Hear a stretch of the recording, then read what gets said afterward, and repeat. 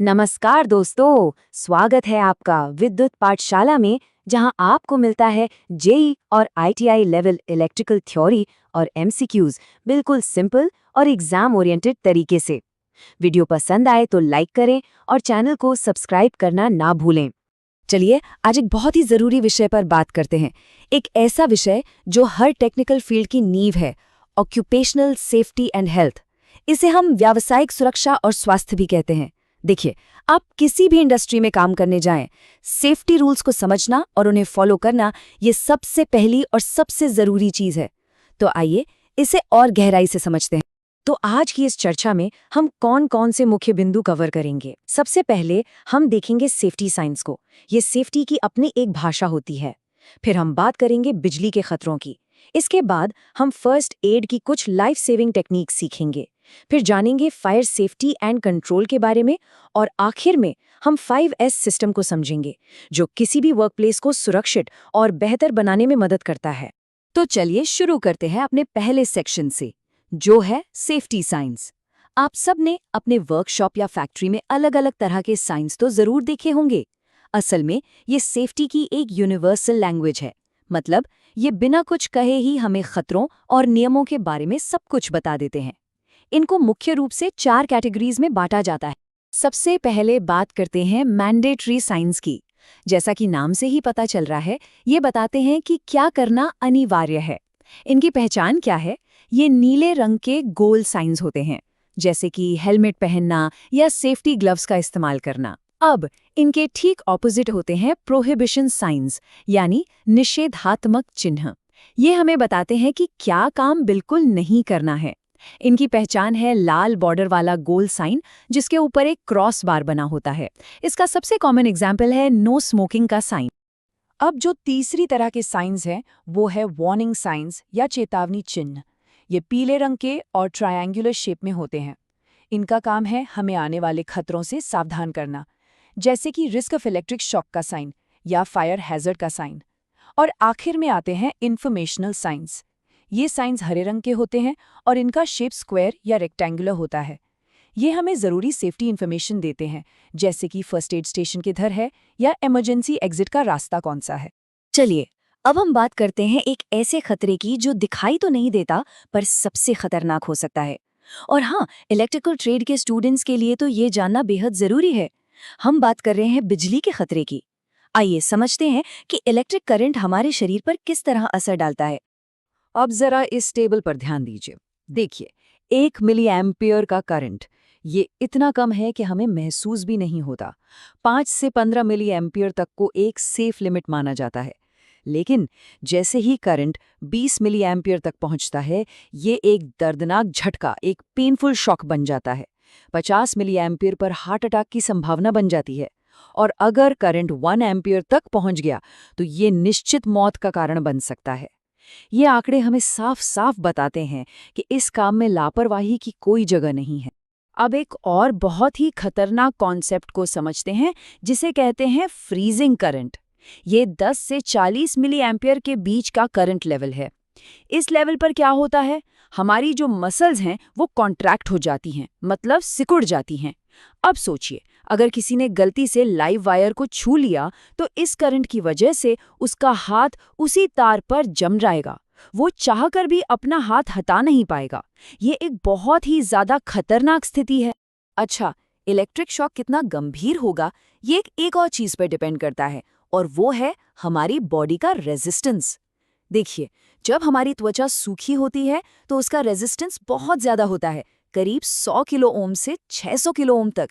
लेकिन जैसे ही त्वचा गीली होती है, ये रेजिस्टेंस एकदम से गिरकर सिर्फ 1000 ओम रह जाता है। और यही वो वजह है कि हमेशा कहा जाता है कि गीले हाथों से बिजली का काम करना जानलेवा साबित हो सकता है। मान लीजिए कोई एक्सीडेंट हो जाता है, तो डॉक्टर या एम्बुलेंस के पहुंचने से पहले का जो समय होता है, वो कुछ मिनट सबसे ज्यादा कीमती होते हैं। और इसी समय पर काम आती है फर्स्ट एड, यानी प्राथमिक चिकित्सा। ये वो पहली मदद है जो किसी की जान बचा सकती है या फिर चोट को और ज्यादा गंभीर होने से रोक सकती है। बेसिक लाइफ सपोर्ट देने के लिए एक स्टैंडर्ड प्रोसीजर फॉलो किया जाता है, जिसे हम DRABC के नाम से जानते हैं। आइए इसका मतलब समझते हैं। डी का मतलब है डेंजर, यानी सबसे पहले ये सुनिश्चित करें कि आप और पीड़ित दोनों सुरक्षित जगह पर हैं। आर मतलब रिस्पॉन्स, पीड़ित को बुलाकर या हल्के से हिलाकर देखें कि वो होश में है या नहीं। ए है एयरवे, जांच करें कि उसकी सांस की नली में कोई रुकावट तो नहीं है। बी है ब्रीदिंग, देखें कि पीड़ित सांस ले रहा है या नहीं। और सी है सर्कुलेशन, उसके शरीर में ब्लड सर्कुलेशन के साइंस को चेक करें। इस सीक्वेंस को फॉलो करना बहुत ही जरूरी होता है। फर्स्ट एड में एक बहुत ही क्रिटिकल कॉन्सेप्ट है जिसे कहते हैं गोल्डन आवर। अब नाम में तो आवर है, पर असल में ये किसी भी एक्सीडेंट के बाद के पहले 30 मिनट्स होते हैं। ये वो समय होता है जब जान जाने का खतरा सबसे ज्यादा होता है। अगर इस टाइम फ्रेम के अंदर सही मेडिकल हेल्प मिल जाए तो ये सचमुच लाइफ सेविंग हो सकता है।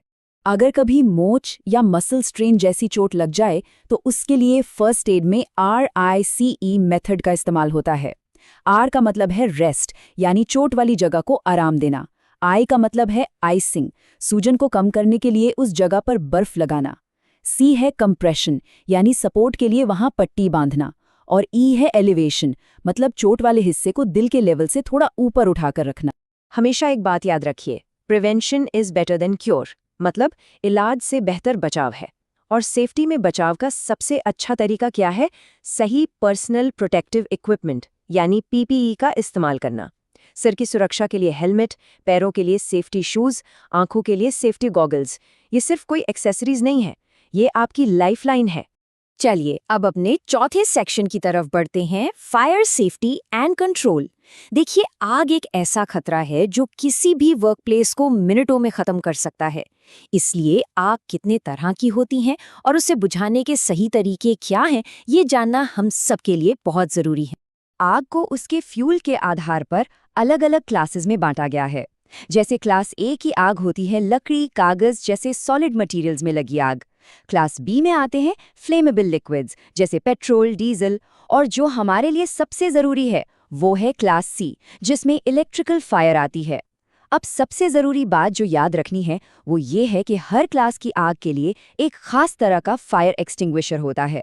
और एक बात गांठ बांध लीजिए, इलेक्ट्रिकल फायर पर कभी भी भूल कर भी पानी का इस्तेमाल नहीं करना है, ये जानलेवा हो सकता है। इसके लिए हमेशा CO2 या ड्राई पाउडर एक्सटिंग्विशर का ही इस्तेमाल किया जाता है। आग बुझाने के पीछे 3 बहुत ही सिंपल सिद्धांत काम करते हैं। ये फायर ट्रायंगल के 3 एलिमेंट्स हीट, फ्यूल और ऑक्सीजन में से किसी एक को हटाने पर आधारित है। पहला तरीका है स्मदरिंग, इसका मतलब है ऑक्सीजन की सप्लाई को काट देना, जैसे आग पर कंबल डालकर। दूसरा है स्टार्विंग, मतलब आग से उसके फ्यूल को ही हटा देना। और तीसरा तरीका है कूलिंग, यानी पानी जैसी चीजों से टेम्परेचर को कम कर देना। खासतौर पर इलेक्ट्रिकल इक्विपमेंट में लगी आग के लिए एक स्पेशल एक्सटिंग्विशर इस्तेमाल होता है जिसे हैलॉन एक्सटिंग्विशर कहते हैं। ये CCl4 और BCF का एक मिक्स होता है। और इसकी खास बात यह है कि ये इक्विपमेंट को बिना कोई नुकसान पहुंचाए आग को बुझा देता है। अगर कभी आग लग जाए तो घबराने की जगह रेस प्रोसीजर को याद रखना है। R का मतलब है रेस्क्यू, सबसे पहले खुद को और दूसरों को खतरे वाली जगह से बाहर निकालें। A है अलार्म, तुरंत फायर अलार्म बजाएं या मदद के लिए आवाज लगाएं। C है कन्फाइन, दरवाजे और खिड़कियां बंद करके आग को एक ही जगह पर फैलने से रोकें। और E है एक्सटिंग्विश या इवैक्यूएट, अगर आग छोटी है और आप उसे बुझा सकते हैं तो बुझाइए, वरना तुरंत उस जगह को खाली कर दीजिए। और फायर एक्सटिंग्विशर को इस्तेमाल करने का भी एक सिंपल फॉर्मूला है, पास, P यानी पुल द पिन, सबसे पहले उसकी पिन को खींच कर निकालें। A यानी एम, आग की लपटों पर नहीं बल्कि आग की जड़ पर, उसके बेस पर निशाना लगाएं। S मतलब स्क्वीज, एक्सटिंग्विशर के हैंडल को दबाएं।